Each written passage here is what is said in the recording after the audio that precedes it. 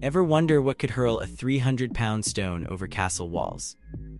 Have you imagined how ancient armies broke through seemingly impenetrable fortresses? Number 10. The legacy lives on. Siege engines today. Did you know siege engines still fascinate people today? These ancient war machines have found new life far from battlefields. Each year, thousands gather at events like Punkin Chunkin in Delaware to watch modern trebuchets launch pumpkins skyward. Engineering students at universities worldwide construct catapults and trebuchets as learning exercises, applying physics principles established centuries ago. The thrill of watching these massive machines in action hasn't diminished with time.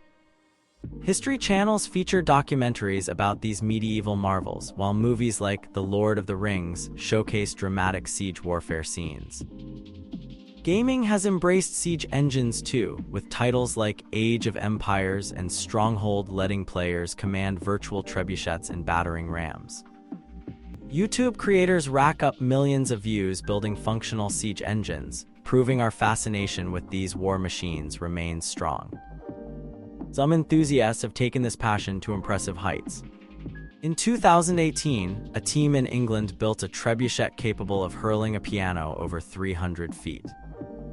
Theme parks like Warwick Castle in England maintain full-scale working trebuchets as tourist attractions. The siege engine has transformed from weapon of war to entertainment spectacle.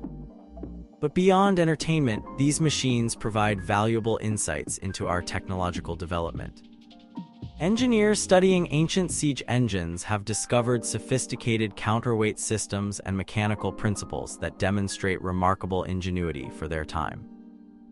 Museums worldwide display models and remnants, preserving this aspect of military history for future generations.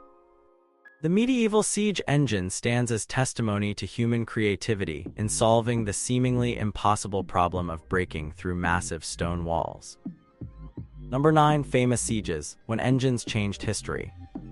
Remember the fall of Constantinople.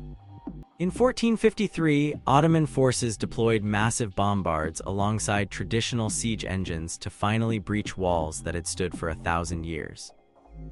The massive cannon called basilica hurled stone balls weighing 1,200 pounds, complementing the work of trebuchets that maintained constant pressure on different sections of the city's defenses. This combination of old and new siege technology changed the course of history, ending the Byzantine Empire.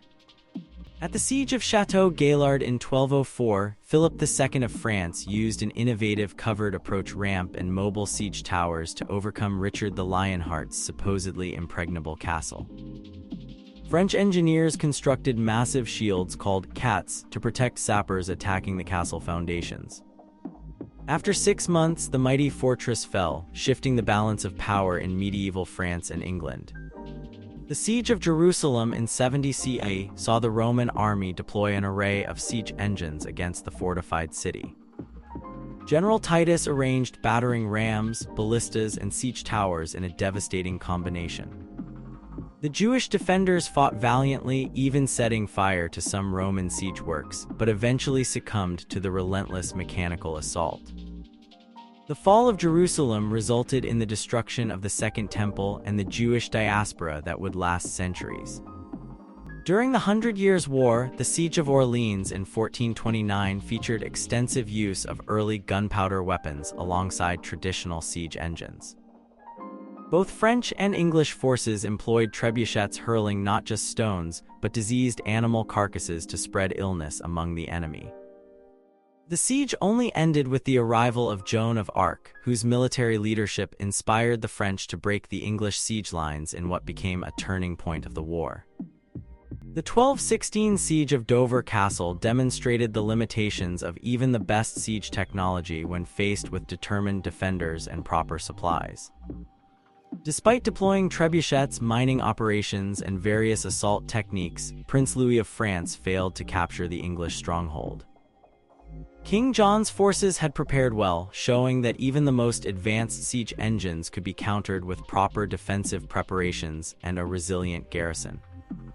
Number 8. The science behind the destruction. Did you realize siege engines operate on physics principles we still study today? Trebuchets function through the conversion of potential energy to kinetic energy. When the counterweight drops, gravitational potential energy transforms into the motion that hurls projectiles incredible distances. Engineers discovered the optimal release point occurs when the sling reaches approximately 45 degrees relative to the ground, maximizing range through perfect trajectory. Catapults utilize stored energy in twisted ropes or sinew, creating torsion that, when released, generates tremendous force. Roman engineers discovered that animal sinew provided better elasticity than plant fibers, improving performance. They meticulously maintained these torsion bundles, even developing special oils to prevent the natural materials from drying out and losing elasticity. Ballistas operate using principles similar to crossbows but scaled up dramatically. The machine's twin arms provide synchronized force, with energy stored in tightly wound skein of rope or sinew. Precise mathematical calculations determine the optimal arm length and skein tension for different projectile weights. Modern reconstructions have proven ancient ballistas could achieve remarkable accuracy at ranges exceeding 500 yards. Medieval engineers intuitively understood concepts like mechanical advantage long before these principles were formally codified. The windlass mechanisms used to cock larger siege engines multiplied human strength through simple gearing. Battering rams employed the physics of momentum, concentrating force at a single point while distributing the effort of many men. Weather conditions significantly impacted siege engine performance. Humidity affected rope tension in torsion weapons, while wind could dramatically alter projectile trajectories. Experienced engineers would adjust their machines based on environmental conditions, showing a practical understanding of physics that predated formal scientific explanations by centuries. Number 7. Unconventional ammunition, beyond rocks and arrows. Ever heard of flaming pigs as weapons? While stones were standard ammunition, siege engine operators got creative when psychological warfare proved useful. During the Siege of Megara in 266 BCE, defenders allegedly coated pigs with combustible materials, set them alight, and catapulted them toward enemy war elephants. The squealing, burning animals terrified the elephants, causing them to panic and trample their own troops. Human remains became psychological weapons during prolonged sieges. Attackers would catapult severed heads of captured defenders over walls to demoralize those inside. During the Siege of Kaffa in 1346, Mongol forces reportedly catapulted plague-infected corpses into the city, possibly triggering one of the first recorded instances of biological warfare that some historians believe contributed to the spread of the Black Death in Europe. Beehives served as primitive area denial weapons when launched over walls.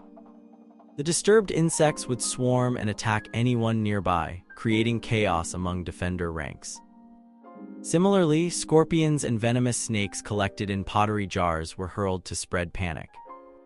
At the Siege of Hatra, defenders reportedly used clay pots filled with burning sand and naphtha mixtures that would burst on impact, covering attackers in burning material that adhered to skin. Some ammunition types targeted specific vulnerabilities. Greek fire projectiles could set wooden structures ablaze with a substance that reportedly burned even on water. During winter sieges, attackers sometimes launched simple hot coals to set fire to wooden structures or thatch roofs inside fortifications. The psychological impact of seeing structures burn often exceeded the actual physical damage. Food sometimes became ammunition during prolonged sieges. When besiegers attempted to starve out defenders, it wasn't uncommon for the defending force to catapult fresh food over the walls to give the impression they had ample supplies. During the 1216 siege of Dover Castle, English defenders reportedly launched fresh fish at the French forces to taunt them about their abundant provisions, even though supplies were actually dwindling. Number 6. Siege engineers, the rock stars of ancient warfare. Did you know siege engineers received celebrity treatment in ancient armies? These technical specialists commanded salaries far exceeding ordinary soldiers. Roman siege engineers formed specialized units called fabri that received benefits including tax exemptions and retirement land grants. Their knowledge passed through carefully guarded apprenticeship systems, creating family dynasties of siege experts spanning generations. Archimedes stands among history's most famous siege engineers. During the Siege of Syracuse 213 to 212 BCE, he developed defensive machines so effective they kept the mighty Roman army at bay for 2 years.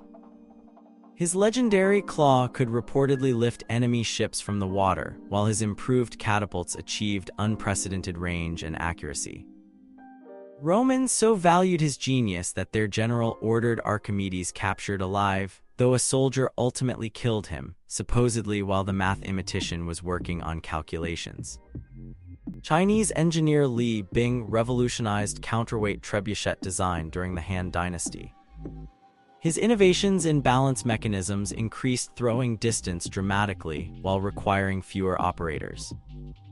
Medieval European master engineer Villard de Honnecourt documented siege engine designs in his famous portfolio, creating one of the first technical manuals that helped standardize construction techniques across different regions. These engineers faced constant pressure to innovate under battlefield conditions. During Alexander the Great's Siege of Tyre, his engineers constructed a causeway to reach the island fortress while simultaneously building floating siege towers to overcome the city's high walls. This technical achievement required solving complex structural problems while under constant enemy attack. Ottoman chief engineer Orban demonstrated the cutthroat nature of medieval weapons development.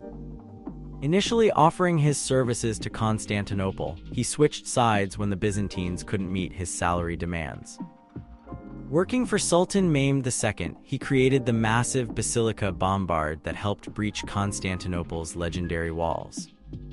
His career shows how these technical specialists often operated as military contractors, selling expertise to the highest bidder with little regard for nationality or religion.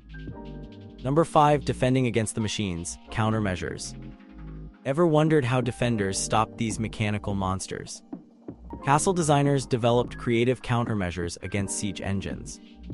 Curtain walls were built with slight inward curves, creating angles that deflected direct hits from projectiles. Towers extended outward from main walls to allow defenders to attack siege engines from multiple angles, creating crossfire zones where operating a trebuchet became extremely hazardous. Water-soaked hides draped over wooden structures prevented fire projectiles from igniting critical defensive positions. During Alexander the Great's Siege of Tyre, defenders lowered large wheels into the water to cut ropes on battering rams, neutralizing their effectiveness. Some fortifications included purposely designed weak points that would channel attackers into prepared killing zones where multiple defensive weapons could concentrate fire. Active countermeasures proved equally important.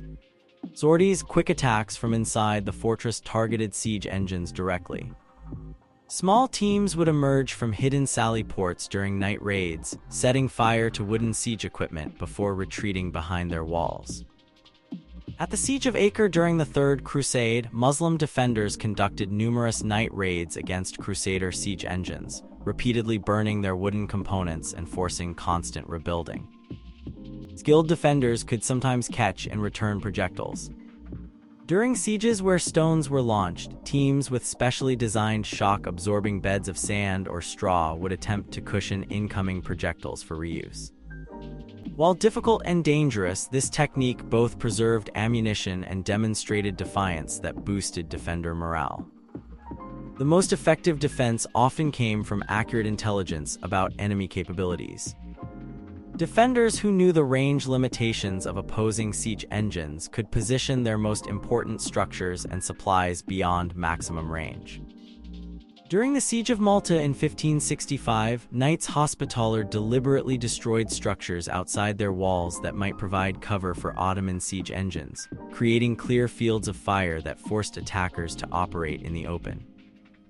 Number 4. Evolution of the trebuchet, medieval engineering marvel. Can you imagine a war machine that outperformed everything for nearly 1,000 years? The trebuchet evolved from simple traction models to sophisticated counterweight designs over centuries. Early Chinese traction trebuchets required dozens of men pulling ropes simultaneously to generate throwing force. By the 12th century, Western engineers had developed counterweight trebuchets that used gravity rather than human muscle, achieving greater range and consistency. Innovations continued throughout the medieval period.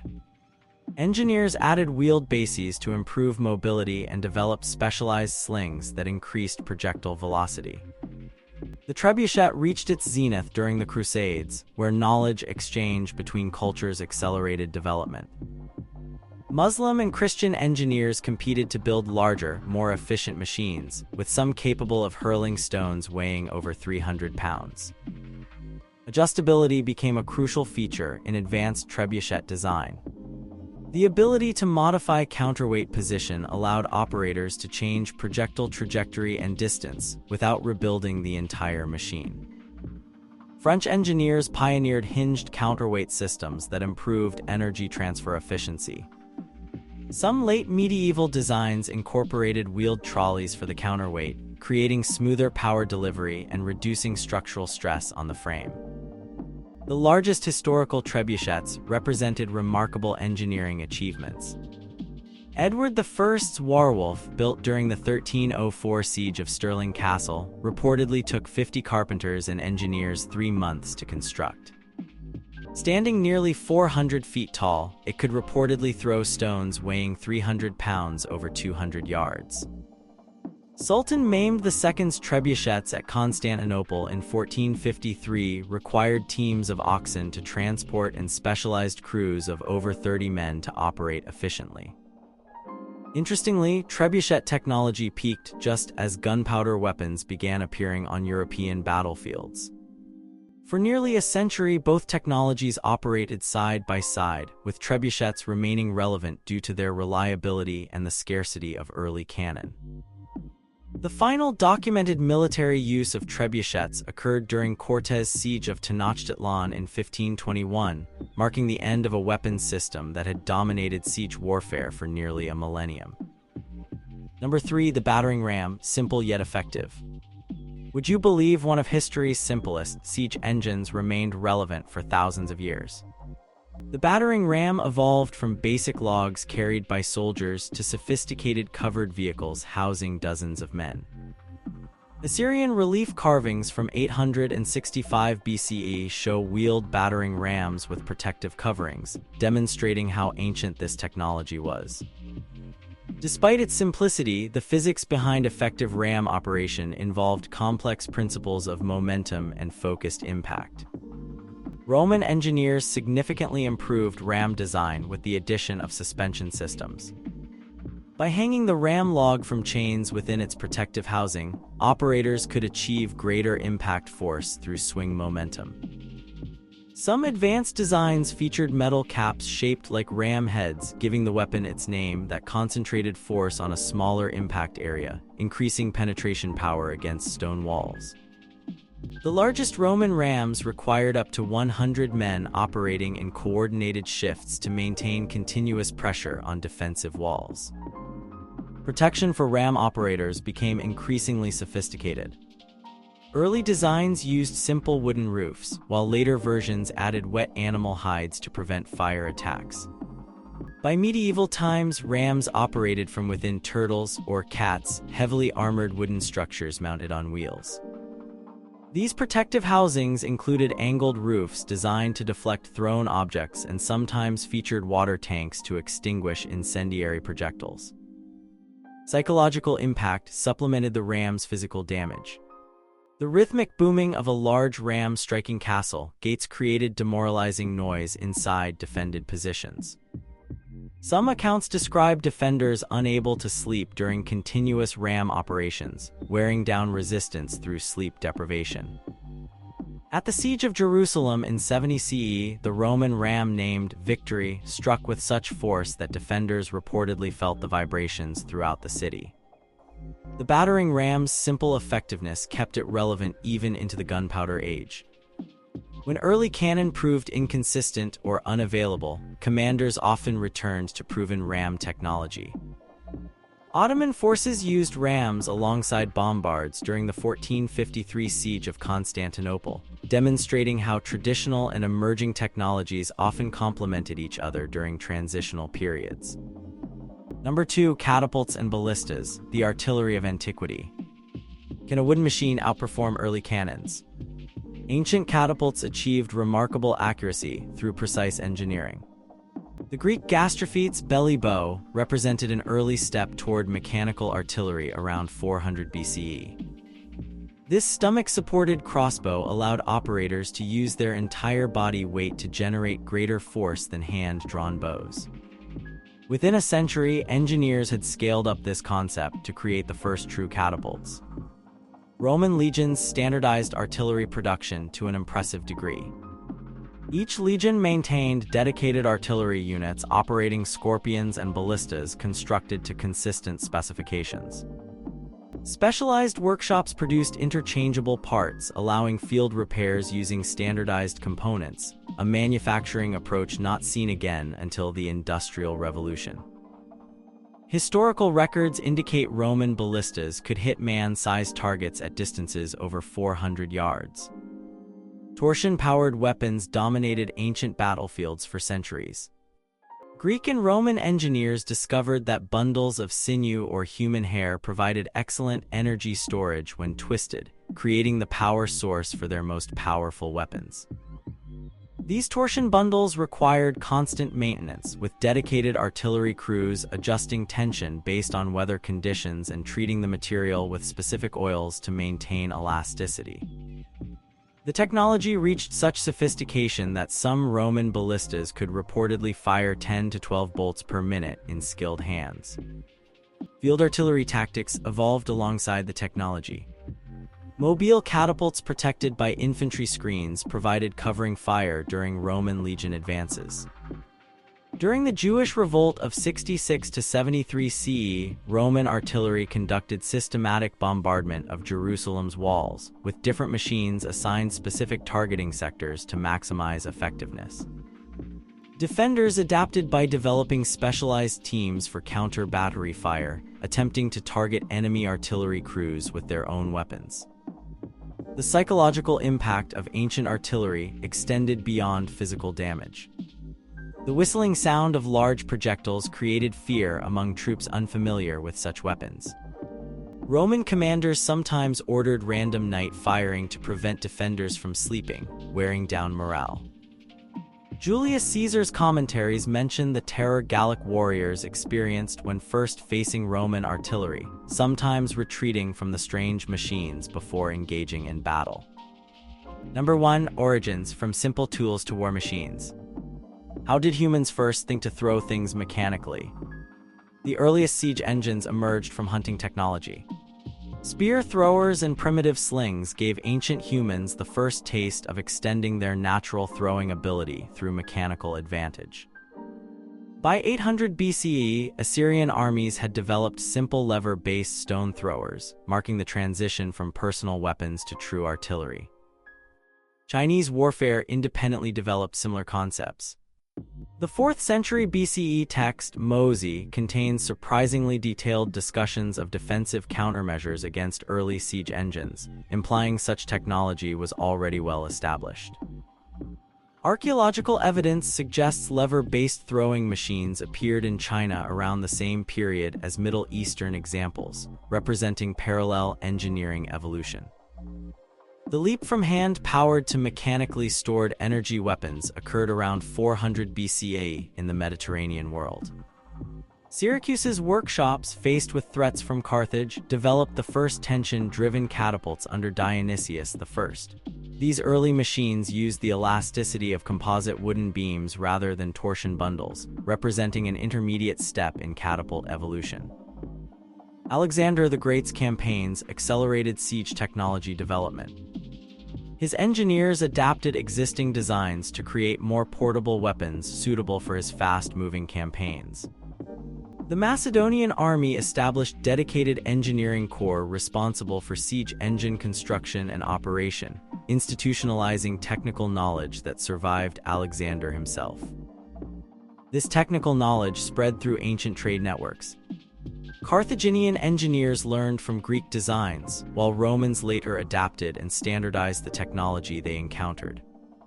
By 100 CE, similar artillery designs could be found from Britain to Persia, demonstrating how military technology diffused across cultural boundaries. This knowledge exchange created an ancient arms race, with defensive architecture evolving specifically to counter increasingly powerful siege engines. Have you ever imagined yourself behind the lever of a massive trebuchet, preparing to unleash stones against castle walls? What innovations might today's engineers develop if tasked with creating siege engines using modern materials and knowledge?